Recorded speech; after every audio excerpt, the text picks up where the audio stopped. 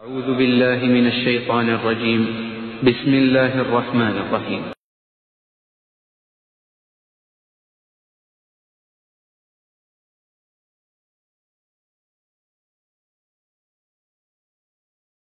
شب برات کو عموماً مسلمانوں کا ایک تہوار سمجھا جاتا ہے۔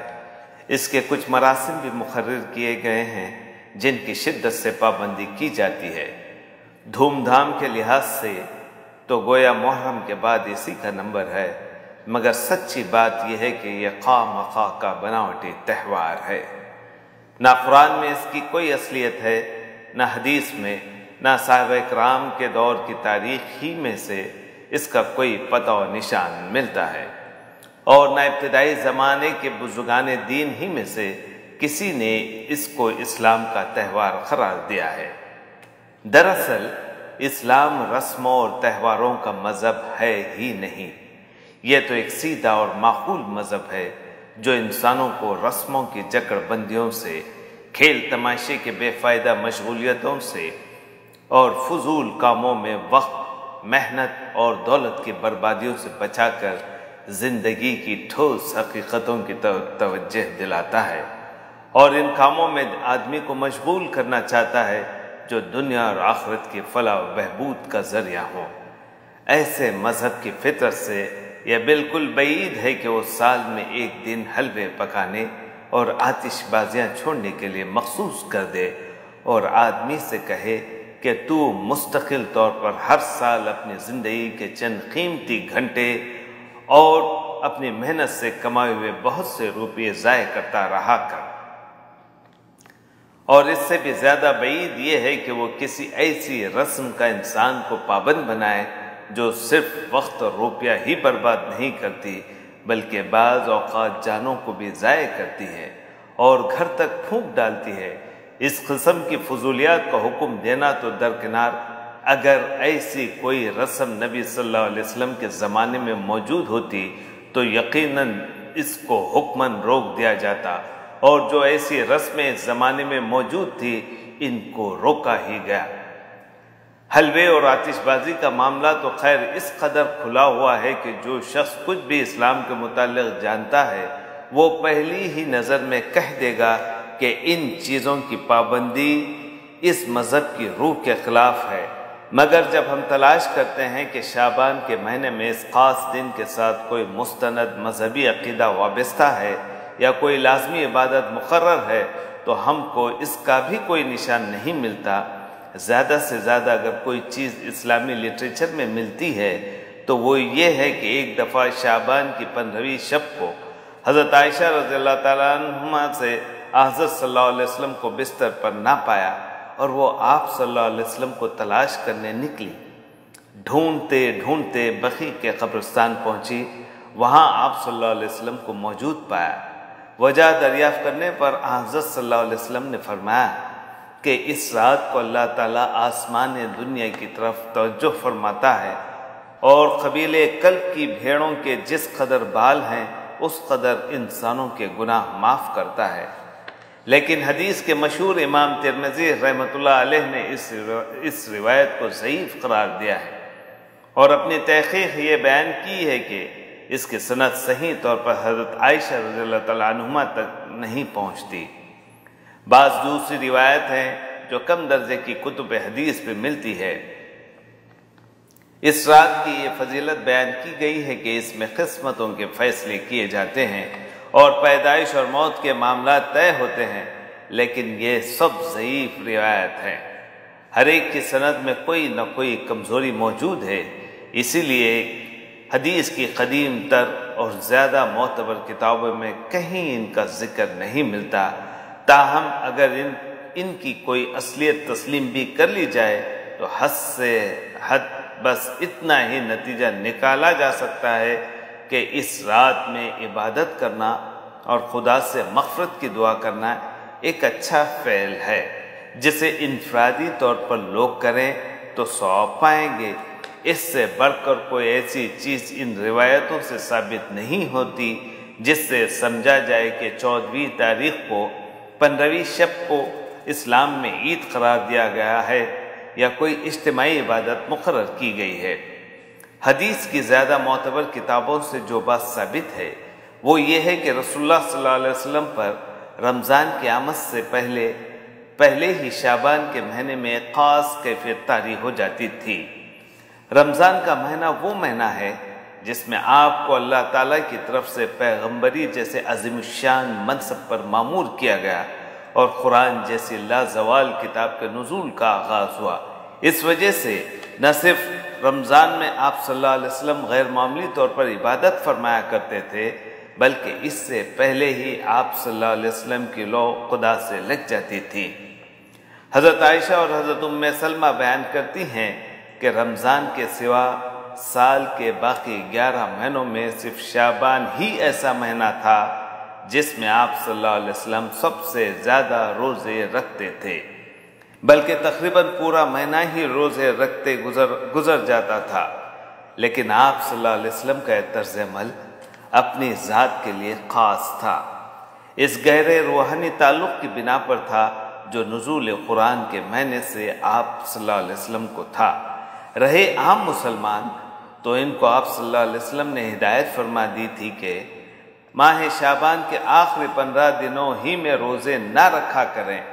کیونکہ اس میں اندیشہ تھا کہ اگر عادتاً لوگ اس مہینے کی آخری دنوں میں روزے رکھنے لگیں تو رفتہ رفتہ یہ ایک لازمی رسم بن جائے گی اور رمضان کے فرض روزوں پر خواہ مخواہ 10-15 مزید روزوں کا اضافہ ہو جائے گا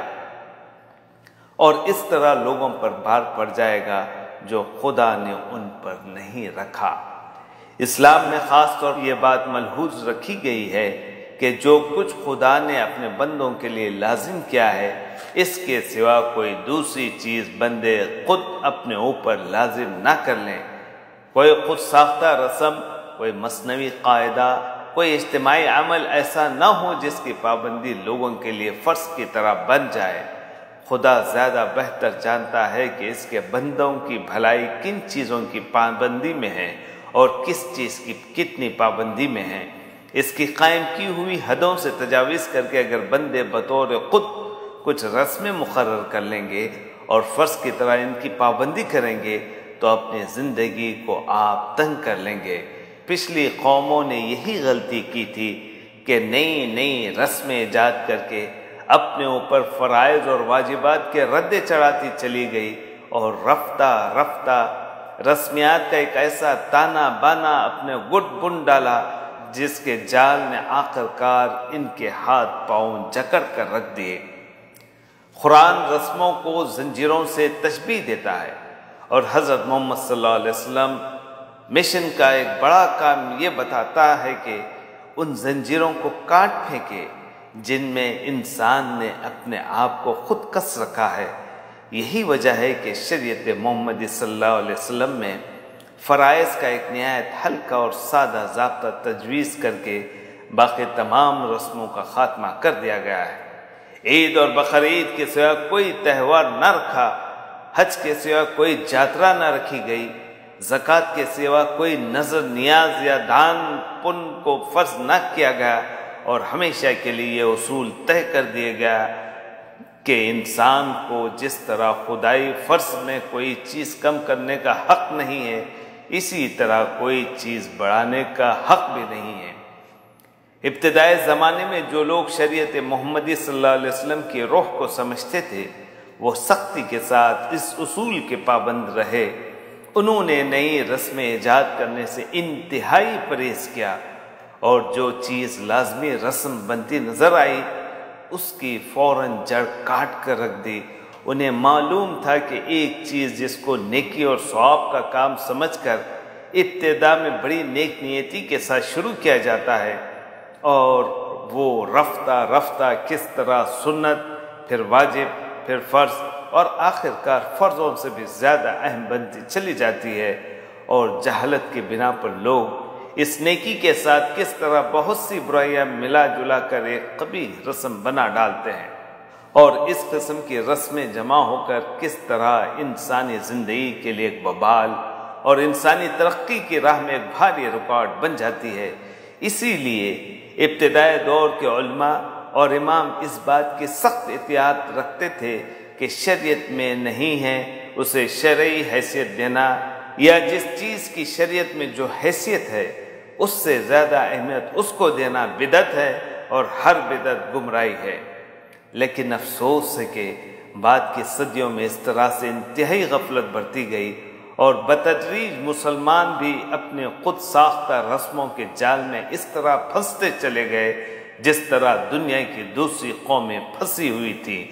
اس خرابی کی ایک بڑی وجہ یہ ہے کہ بعد کے زمانے میں جو قومیں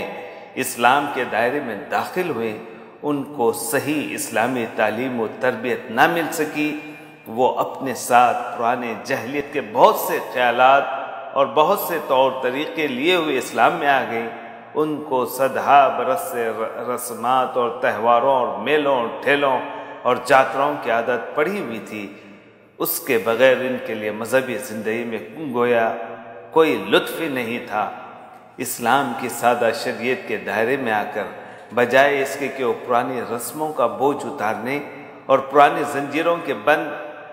کٹنے سے اطمینان محسوس کرتے، انہیں یہاں آتے ہی یہ فکر لاحق ہو گئی کہ کس طرح وہی بوجھ پھر اپنے اوپر لاد لیں جنہیں اسلام نے اتارا تھا، اور وہی بیڑیاں پھر پہن لیں جنہیں اسلام نے کاٹا تھا۔ چنانچہ انہوں نے کچھ تو پرانی جاہلیت کی رسمیں ذرا سی ظاہری صورت بدل کر باقی رکھی، کچھ نئی رسمیں خود ایجاد کی، یہاں تک کہ اسلام کو بھی ویسا ہی رسموں اور تہواروں کا مذہب بنا کر رکھ دیا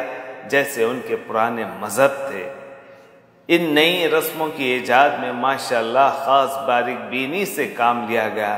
قرآن اور حدیث کو اس غرض کے لیے تو نہ چھانا گیا کہ اسلام نے انسانی زندگی کے لیے جو نظام نامہ مرتب کیا ہے اس کے اصول معلوم کیے جاتے، بلکہ ساری چھان بین اس لیے کی گئی کہ کہاں ایک نئی رسم ایجاد کرنے کے لیے یا پرانی جاہلانہ رسموں کو جاری رکھنے کے لیے کوئی بہانہ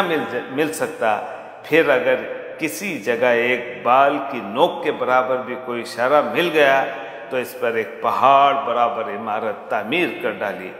لوگ اپنی جگہ خوش ہیں